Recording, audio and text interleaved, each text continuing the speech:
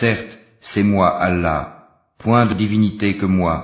Adore-moi donc et accomplis la salate pour te souvenir de moi. L'heure va certes arriver, je la cache à peine pour que chaque âme soit rétribuée selon ses efforts. Dis à mes serviteurs qui ont cru qu'ils accomplissent la salate et qu'ils dépensent dans le bien, en secret et en public, de ce que nous leur avons attribué, avant que vienne le jour où il n'y a ni rachat, ni amitié. C'est vers ton Seigneur ce jour-là que tu seras conduit. Mais il n'a ni cru ni fait la salate, par contre il a démenti et tourné le dos, puis il s'en est allé vers sa famille marchant avec orgueil, et qui n'encourage point à nourrir le pauvre.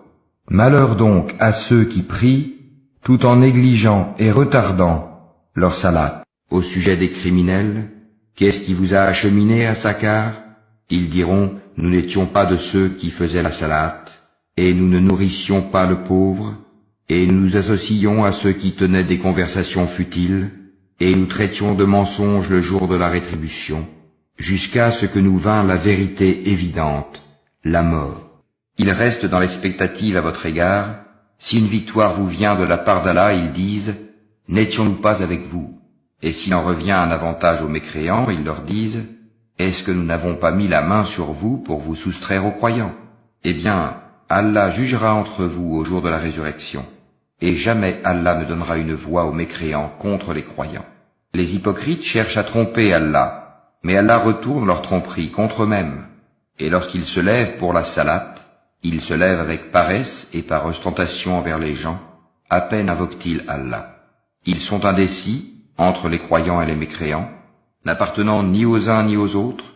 Or quiconque Allah égare, jamais tu ne trouveras de chemin pour lui. Au nom d'Allah le tout miséricordieux, le très miséricordieux. Par le temps, l'homme est certes en perdition, sauf ceux qui croient et accomplissent les bonnes œuvres, s'enjoignent mutuellement la vérité, et s'enjoignent mutuellement l'endurance. Ensuite nous l'avons ramené au niveau le plus bas. Sauf ceux qui croient et accomplissent les bonnes œuvres, ceux-là auront une récompense jamais interrompue. Après cela, qu'est-ce qui te fait traiter la rétribution de mensonge? Or Allah sait bien ce qu'ils dissimulent. Annonce-leur donc un châtiment douloureux, sauf ceux qui croient et accomplissent les bonnes œuvres. À eux, une récompense jamais interrompue. Et ils dirent, nous avons davantage de richesses et d'enfants, et nous ne serons pas châtiés. Dis, mon Seigneur dispense avec largesse ou restreint ses dons à qui il veut. Mais la plupart des gens ne savent pas. Ni vos biens, ni vos enfants ne vous rapprocheront à proximité de nous, sauf celui qui croit et œuvre dans le bien. Ceux-là auront une double récompense pour ce qu'ils œuvraient, tandis qu'ils seront en sécurité aux étages supérieurs du paradis. Et quant à ceux qui s'efforcent à rendre nos versets inefficients, ceux-là seront forcés de se présenter au châtiment, le jour où ni les biens ni les enfants ne seront d'aucune utilité, sauf celui qui vient à Allah avec un cœur saint. On rapprochera alors le paradis pour le pieux. Les hypocrites seront certes au plus bas fond du feu, et tu ne leur trouveras jamais de secoureurs. Sauf ceux qui se repentent, s'amendent, s'attachent fermement à Allah, et lui vouent une foi exclusive, ceux-là seront avec les croyants, et Allah donnera aux croyants une énorme récompense. Pourquoi Allah vous infligerait-il un châtiment si vous êtes reconnaissants et croyants? Allah est reconnaissant et omniscient, et le châtiment lui sera doublé au jour de la résurrection, et il y demeurera éternellement couvert d'ignominie. Sauf celui qui se repent, croit et accomplit une bonne œuvre, cela Allah changera leurs mauvaises actions en bonnes, et Allah est pardonneur et miséricordieux.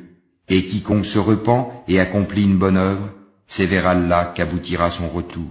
On a tous compris que la prière est destinée aux croyants et la prière est là pour qu'on se souvienne d'Allah.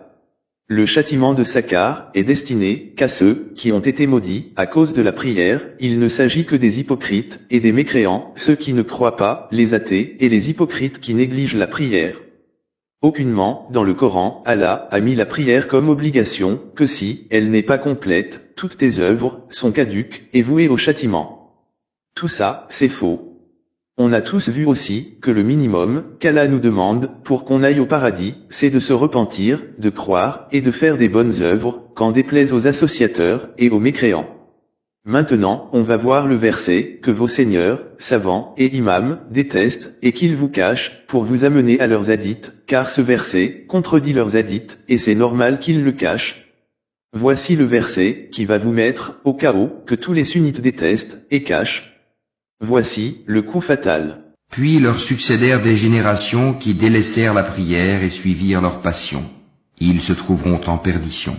Sauf celui qui se repent, croit et fait le bien, ceux-là entreront dans le paradis et ne seront point lésés, au jardin du séjour éternel que le tout miséricordieux a promis à ses serviteurs qui ont cru au mystère, car sa promesse arrivera sans nul doute. Voici les hadiths auxquels les sunnites se sont tellement attachés et qu'ils préfèrent autant que les paroles de leur Seigneur Allah.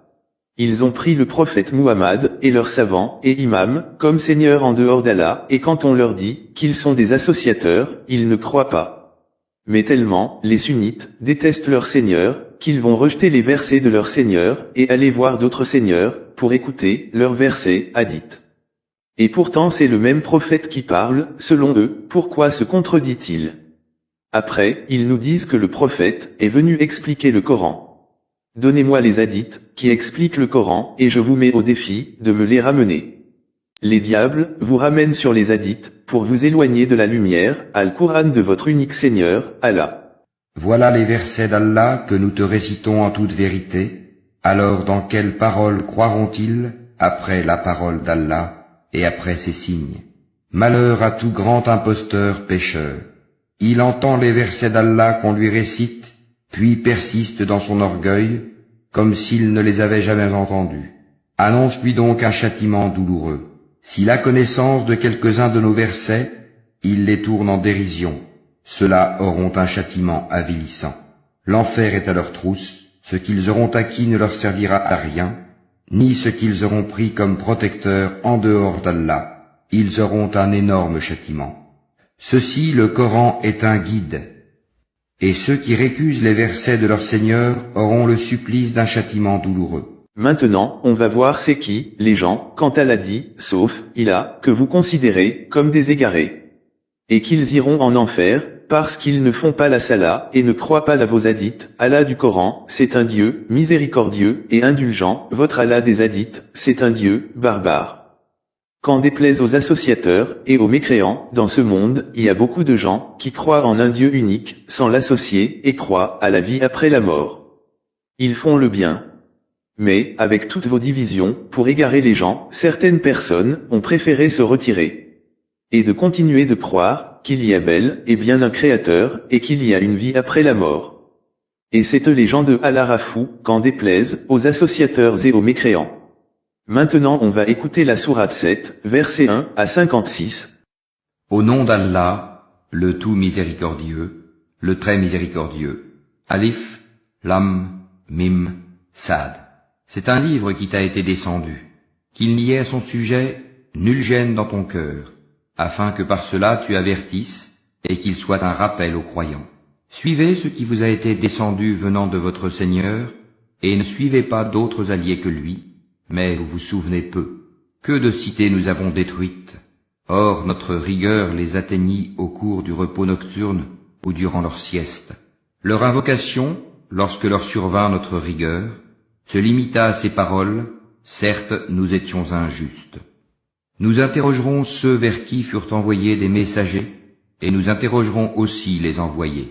Nous leur raconterons en toute connaissance ce qu'ils faisaient, car nous n'étions pas absents.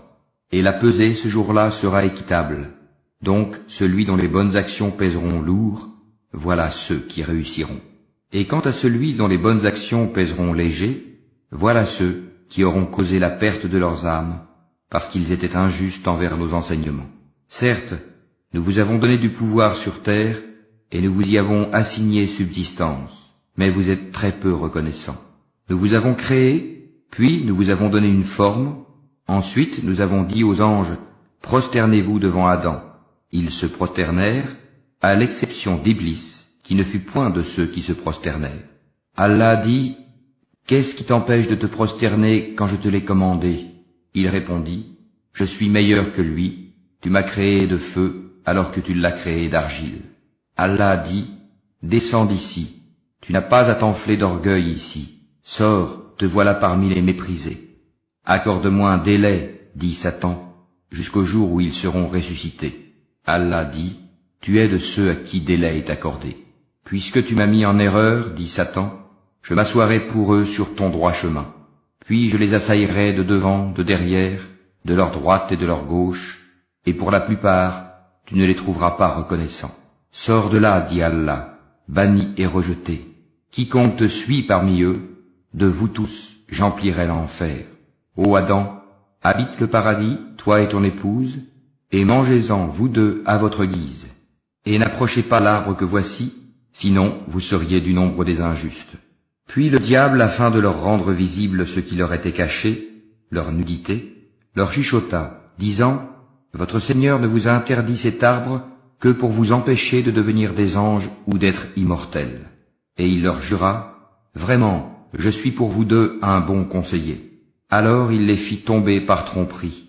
Puis, lorsqu'ils eurent goûté de l'arbre, leur nudité leur devinrent visibles. Et ils commencèrent tous deux à y attacher des feuilles du paradis. Et leur Seigneur les appela, ne vous avais-je pas interdit cet arbre? Et ne vous avais-je pas dit que le diable était pour vous un ennemi déclaré?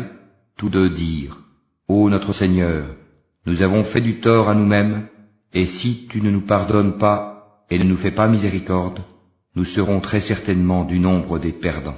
Descendez, dit Allah, vous serez ennemis les uns des autres, et il y aura pour vous sur terre séjour et jouissance pour un temps. Là, dit Allah, vous vivrez, là vous mourrez, et de là on vous fera sortir. Ô enfants d'Adam, nous avons fait descendre sur vous un vêtement pour cacher vos nudités, ainsi que des parures. Mais le vêtement de la piété, voilà qui est meilleur. C'est un des signes de la puissance d'Allah, afin qu'il se rappelle. Ô enfants d'Adam, que le diable ne vous tente point comme il a fait sortir du paradis vos pères et mères, leur arrachant leurs vêtements pour leur rendre visible leur nudité. Il vous voit, lui et ses suppôts, d'où vous ne les voyez pas. Nous avons désigné les diables pour alliés à ceux qui ne croient point. Et quand ceux-ci commettent une turpitude, ils disent, c'est une coutume léguée par nos ancêtres et prescrite par Allah. Dis, non, Allah ne commande point la turpitude. Direz-vous contre Allah ce que vous ne savez pas? Dis, mon Seigneur a commandé l'équité, que votre prosternation soit exclusivement pour lui, et invoquez-le, sincère dans votre culte, de même qu'il vous a créé, vous retournerez à lui. Il guide une partie, tandis qu'une autre partie a mérité l'égarement parce qu'ils ont pris au lieu d'Allah les diables pour alliés, et ils pensent qu'ils sont bien guidés.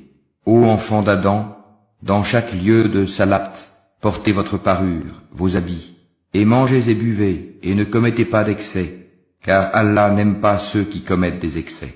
Dis, qui a interdit la parure d'Allah qu'il a produite pour ses serviteurs, ainsi que les bonnes nourritures? Dis, elles sont destinées à ceux qui ont la foi dans cette vie, et exclusivement à eux, au jour de la résurrection. Ainsi exposons-nous clairement les versets pour les gens qui savent. Dis, mon Seigneur n'a interdit que les turpitudes, les grands péchés, tant apparentes que secrètes, de même que le péché, l'agression sans droit, et d'associer à Allah ce dont il n'a fait descendre aucune preuve, et de dire sur Allah ce que vous ne savez pas. Pour chaque communauté, il y a un terme.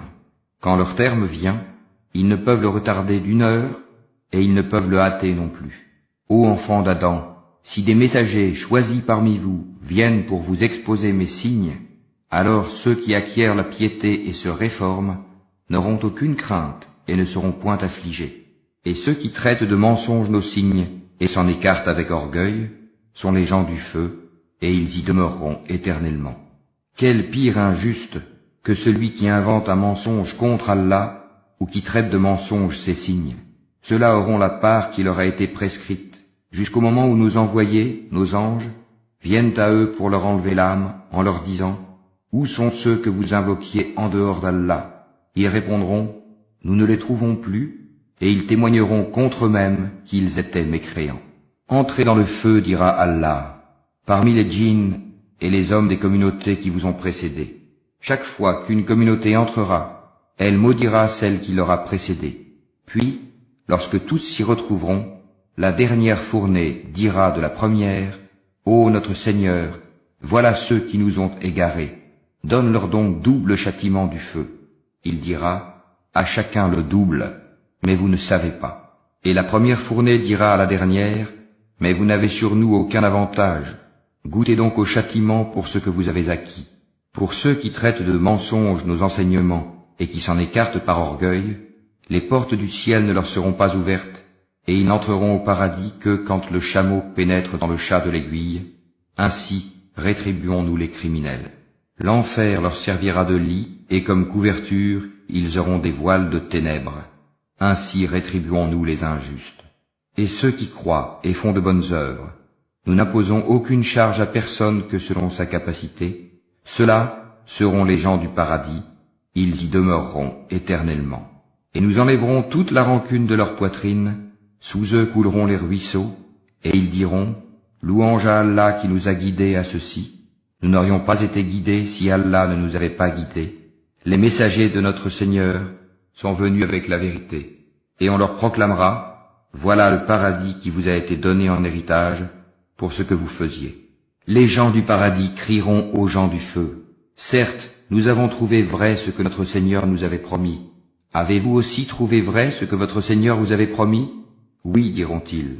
Un héros annoncera alors au milieu d'eux que la malédiction d'Allah soit sur les injustes, qui obstruaient le sentier d'Allah, qui voulaient le rendre tortueux et qui ne croyaient pas à l'au-delà. Et entre les deux, il y aura un mur, et, sur Al-Ha'raf, seront des gens qui reconnaîtront tout le monde par leurs traits caractéristiques. Et ils crieront aux gens du paradis, « Paix sur vous !» Ils n'y sont pas entrés bien qu'ils le souhaitent. Et quand leurs regards seront tournés vers les gens du feu, ils diront, « Ô notre Seigneur, ne nous mets pas avec le peuple injuste. » Et les gens d'Al-Ha'raf, appelant certains hommes qu'ils reconnaîtront par leurs traits caractéristiques, diront, « Vous n'avez tiré aucun profit de tout ce que vous aviez amassé et de l'orgueil dont vous étiez enflés.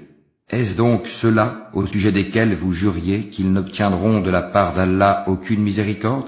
Entrez au paradis, vous serez à l'abri de toute crainte, et vous ne serez point affligés. Et les gens du feu crieront aux gens du paradis, « Déversez sur nous de l'eau, ou de ce qu'Allah vous a attribué. » Ils répondront, « Allah les a interdits aux mécréants. » Ceux-ci prenaient leur religion comme distraction et jeu, et la vie d'ici-bas les trompait. Aujourd'hui, nous les oublierons comme ils ont oublié la rencontre de leur jour que voici, et parce qu'ils reniaient nos enseignements. Nous leur avons certes apporté un livre, que nous avons détaillé en toute connaissance, à titre de guide et de miséricorde pour les gens qui croient. Attendent-ils uniquement la réalisation de sa menace et de ses promesses, le jour où sa véritable réalisation viendra? Ceux qui auparavant l'oubliaient diront, « Les messagers de notre Seigneur sont venus avec la vérité. Y a-t-il pour nous des intercesseurs qui puissent intercéder en notre faveur? Ou pourrons-nous être renvoyés sur terre, afin que nous œuvrions autrement que ce que nous faisions auparavant? » Ils ont certes créé leur propre perte, et ce qu'ils inventaient les a délaissés. Votre Seigneur, c'est Allah qui a créé les cieux et la terre en 6 jours, puis s'est établi Istawa sur le trône.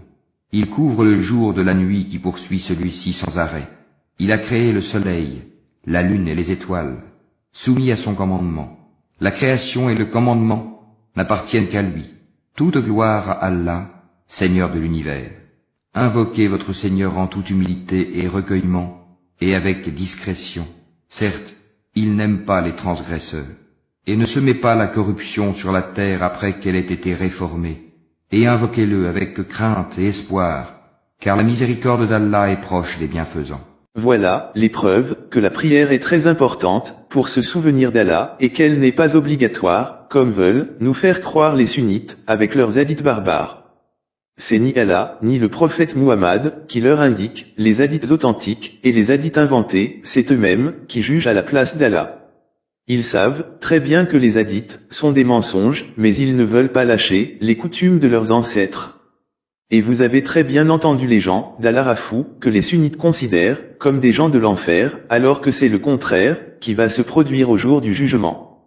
Qu'en déplaise aux associateurs et aux mécréants. Et quand vous dites que si on rejette les hadiths, c'est comme si on rejetait le Coran, parce que c'est les gens qui ont rapporté les hadiths, c'est les mêmes qui ont rapporté le Coran, et c'est eux qui nous l'ont enseigné. Quel blasphème, encore une fois, vous associez votre Seigneur, Allah, c'est lui qui nous a enseigné le Coran, et la façon de le réciter, ce n'est ni Bukhari, ni sa bande, c'est Allah lui-même, voilà les preuves, qu'en déplaise aux associateurs, et aux mécréants. Au nom d'Allah, le tout miséricordieux, le très miséricordieux. Le tout miséricordieux. Il a enseigné le Coran. Il a créé l'homme. Il lui a appris à s'exprimer clairement. Ne remue pas ta langue pour hâter sa récitation, son rassemblement dans ton cœur et sa fixation dans ta mémoire nous incombent, ainsi que la façon de le réciter. Quand donc nous le récitons, suis sa récitation. À nous, ensuite, incombera son explication. Mais vous aimez plutôt la vie éphémère, et vous délaissez l'au-delà. Et quand les sunnites disent que certains pécheurs musulmans iront en enfer, pour un certain temps, après ils vont sortir. Quel engagement avez-vous pris avec Allah? Vous ne faites que décider, tout à sa place. Sachez que celui qui met son pied en enfer, c'est pour l'éternité. Il n'y a pas un aller-retour, pour l'enfer, c'est un aller sans retour. Vous égarez les gens avec vos mensonges. Les dernières personnes à entrer au paradis sont les gens d'Allah Rafou, ceux que vous considérez comme les égarés. Qu'en déplaise aux associateurs et aux mécréants. Malheur donc à ceux qui de leurs propres mains composent un livre, puis le présentent comme venant d'Allah pour en tirer un vil profit. Malheur à eux donc, à cause de ce que leurs mains ont écrit, et malheur à eux à cause de ce qu'ils en profitent. Et ils ont dit, le feu ne nous touchera que pour quelques jours comptés. Dis, auriez-vous pris un engagement avec Allah, car Allah ne manque jamais à son engagement? Non, mais vous dites sur Allah ce que vous ne savez pas. Bien au contraire, ceux qui font le mal et qui se font cerner par leurs péchés, ceux-là sont les gens du feu, où ils demeureront éternellement.